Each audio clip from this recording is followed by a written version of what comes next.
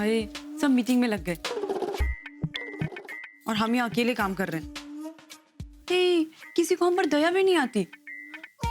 हम बेचारी लड़की और इतने बड़े घर का काम सब अकेले ही करते। हाय मम्मी जी, कहाँ शादी करवा दी आपने अपनी गुड़िया सी बेटी की।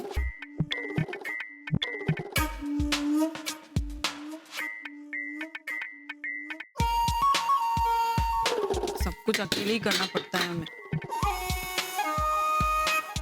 कोई मदद करने वाला भी नहीं है।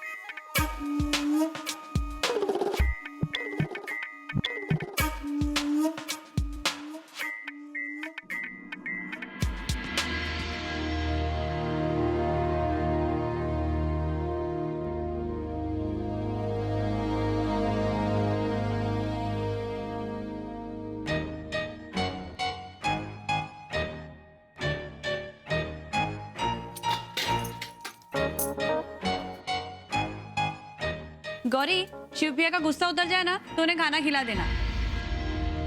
जी भाभी। वैसे गौरी, इतनी गालियां खाने के बाद तुमसे खाना तो नहीं खाया जाएगा, नहीं?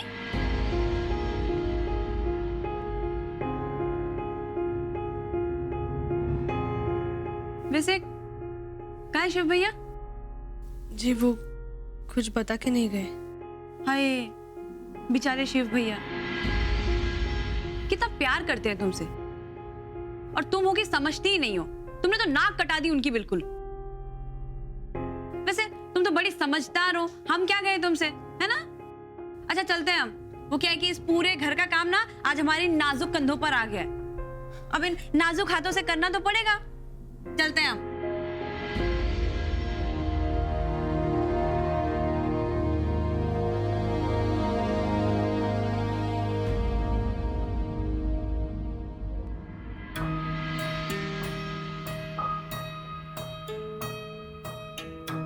कुठे गेला असेल हा?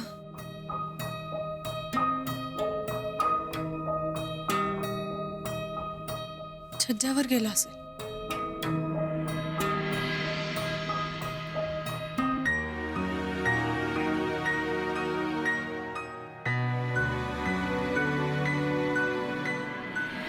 माताजी मानते हैं कि गौरी ने गलती की है, लेकिन अब हमें ही मिलकर उसे संभालना होगा।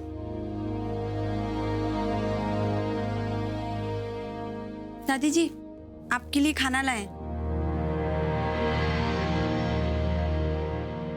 अम्मा जी, चाचा जी तो सुबह आएंगे और शिवबिया का खाना हमने उनके कमरे में रख दिया है। हाँ तो आपका खाना भी आपके कमरे में रख दे क्या? वो क्या ना, हम अकेले रसोई में खट रहे हैं। कितना खटेंगे, हम थक गए हैं बिल्कुल। सरला, राम को खाना दे दो और तुम जाके सो जाओ। ठीक है, लेकिन हम कब खाएंगे? तुम भी खाना खा लो। और बाकी का काम? बाकी का काम सरला हम कर लेंगे, हमारी हड्डियों में अभी दम है, समझी तुम? जी।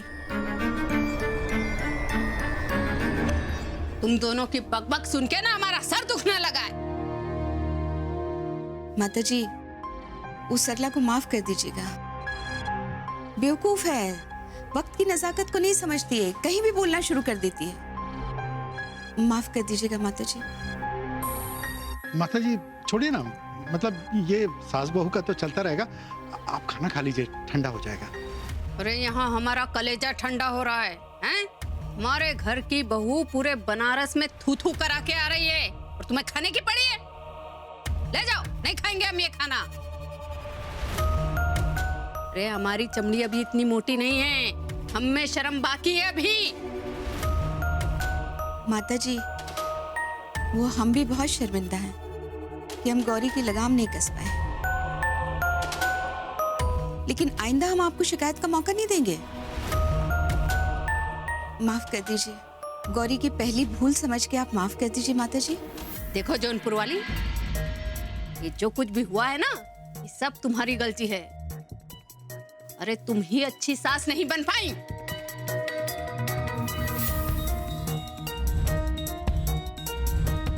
ऐसे काहे देख रही हो हमें, हैं? सच कह रहे हैं, तुम्हें हमने इतनी ट्रेनिंग दी, तुमने हमारी नाक के काट दी। तुमसे दो बहुएं नहीं संभलती, एक की जबान तेज चलती है तो दूसरे का दिमाग, और एक तुम हो। इन दोनों के सामने तुम्हारा कुछ नहीं चलता।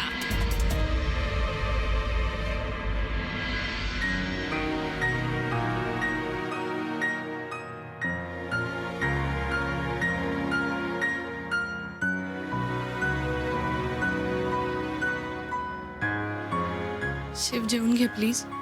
नहीं खाना, वापस ले जाओ. हे बघ, तू माझा राग जेवणावर काढू नकोस. आणि तसंही रिकाम्या पोटी तू भांडू नाही शकणार. त्यामुळे जेवून घे, भरपूर एनर्जी, मग आपण भांडू. हमने कहा ना नहीं खाना. आधी जेवण मग भांडण. नहीं मानोगे आप? नाही. छोड़ी.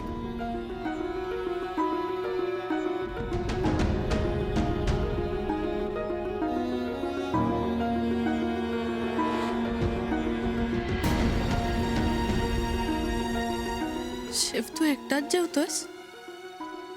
मी जेवले नाहीये. नौकरी ज्वाइन करके आपका तो पेट भर ही गया होगा. तू सरला भाभींसारखे टोमणे का मारतोयस मला?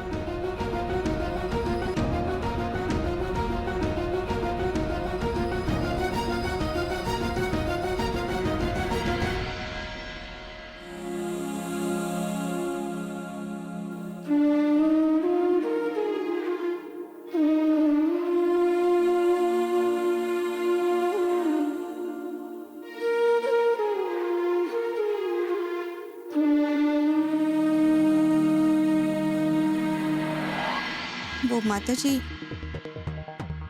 अब हमने तो गौरी को आपके कहने पर ही बहू बनाया था. नहीं, हम सच कह रहे हैं माता जी. मतलब हमने तो उसे हर कसौटी पे परखा था. कठिन से कठिन परीक्षा ली थी उसकी माता जी. आप चाहे तो इनसे पूछ लीजिए. हैं? क्यों जी? लेकिन माता जी, उसके बाद ही हमने उसको बहू बनाया था, और अब तो उसको बेटी का भी दर्जा दे चुके हैं. एक पल भी हमने नहीं सोचा था माता जी कि वो लड़की इतना ढोंग कर सकती है. माता जी, आपने भी तो वो चिट्ठी सुनी थी.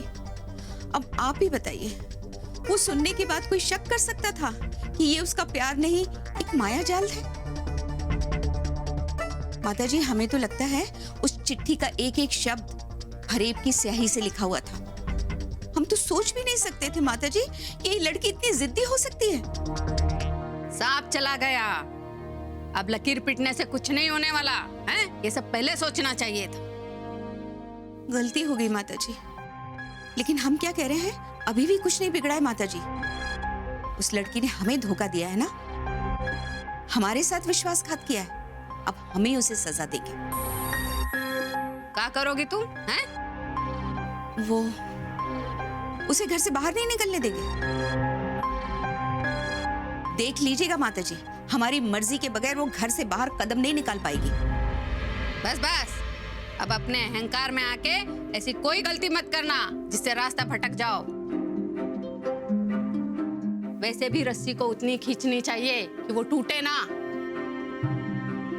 अब आप ही बताइए माता जी, हम क्या करें? मतलब हमारे लिए तो एक तरफ कुआं है, दूसरी तरफ खाई है.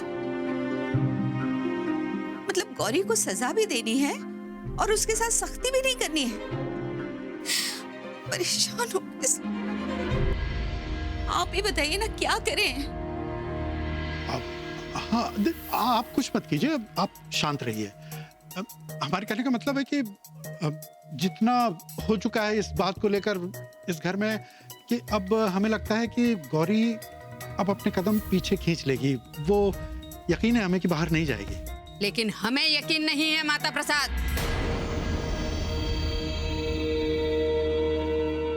वो कहा है माता प्रसाद कि हमने ना तो उसके चेहरे पे कोई शिकन देखी है और ना ही उसके व्यवहार में कोई परिवर्तन.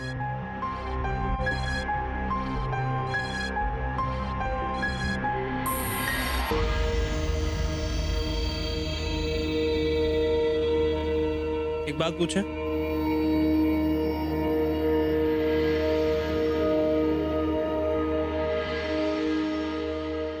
हमारे प्यार में क्या कमी रह गई थी? झूठ बोल के नौकरी क्यों ज्वाइन किया आपने गौरी जी?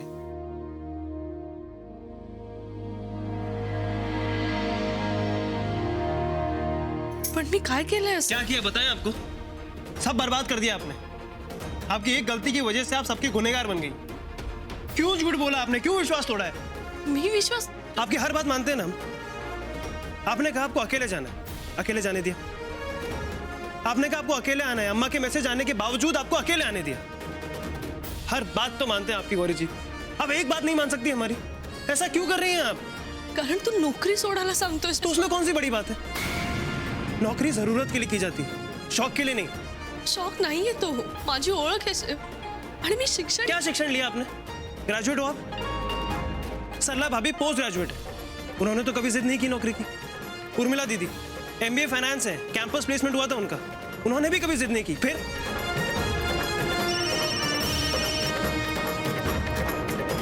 बाबा का फोन कीजिए, बात कीजिए। नाही क्यों नहीं बात करनी? वो भी ये चाहते होंगे कि आप आराम से घर में रहें, ना कि बनारस की गलियों में घूमें। लीजिए, बात कीजिए उनसे। काय सांगू मी बाबांना की शिव नोकरी सोडायला सांगतोय म्हणून?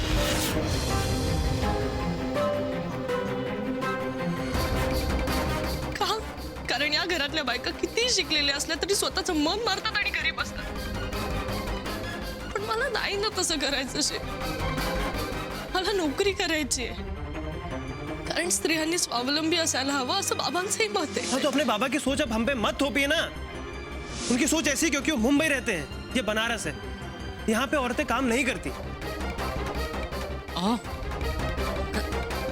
गौरीला हमारी दादी, अम्मा, भाभी, दीदी किसी ने नौकरी नहीं की।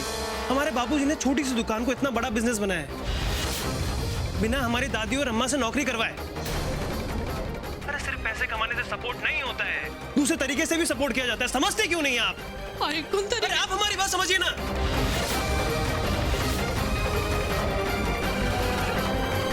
शिव ऐक.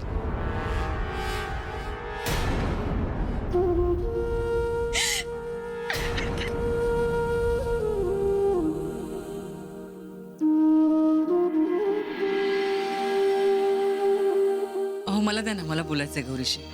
अहो हॅलो हॅलो. अहो का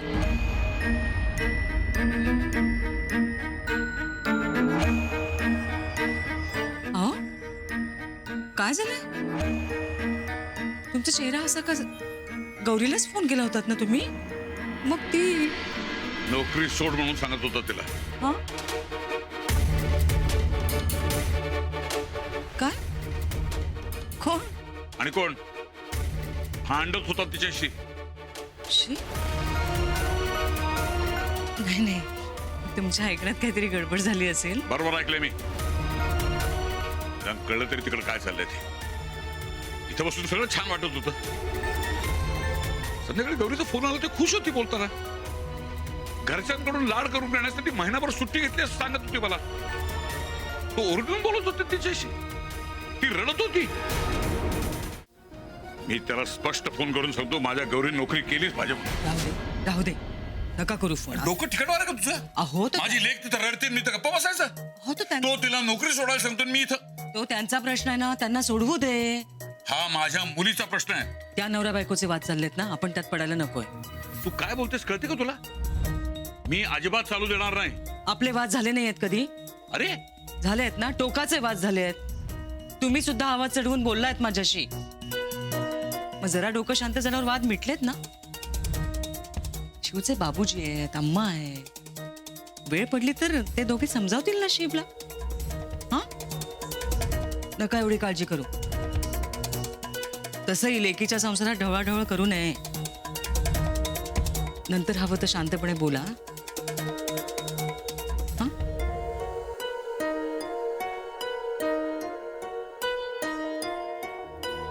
गौरी कस काय सांभाळणार आहे देव जाणे.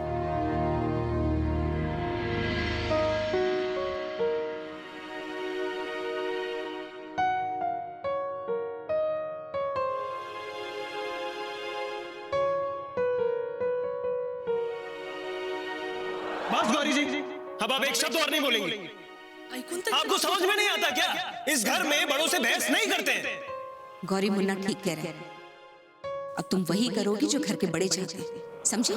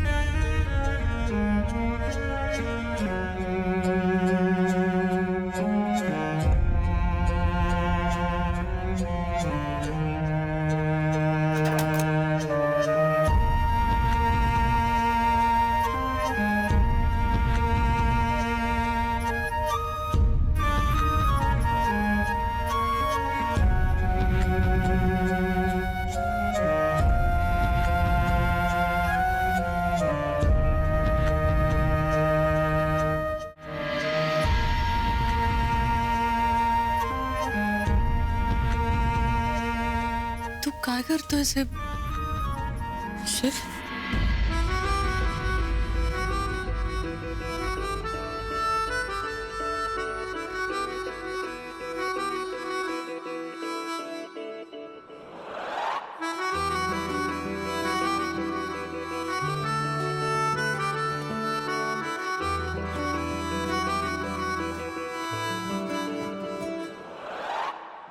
तेरी खता है मेरे जिया, तेरी खता है मेरे जिया, उन पे भरोसा क्यों तूने किया। सब झूठे झूठे वादे थे उनके, चल पीछे पीछे आया तू जिनके, वो पिया है ना, वो पिया है ना, पिया है ना, वो पिया है ना। अब सभी उन ख्वाबों की तू डगर छोड़ दे, अब सभी उन ख्वाबों को तू खुद ही तोड़ दे। वो पिया है ना, वो पिया है ना, पिया है ना, वो पिया है ना। तेरी खता है मेरे जिया, तेरी खता है मेरे जिया।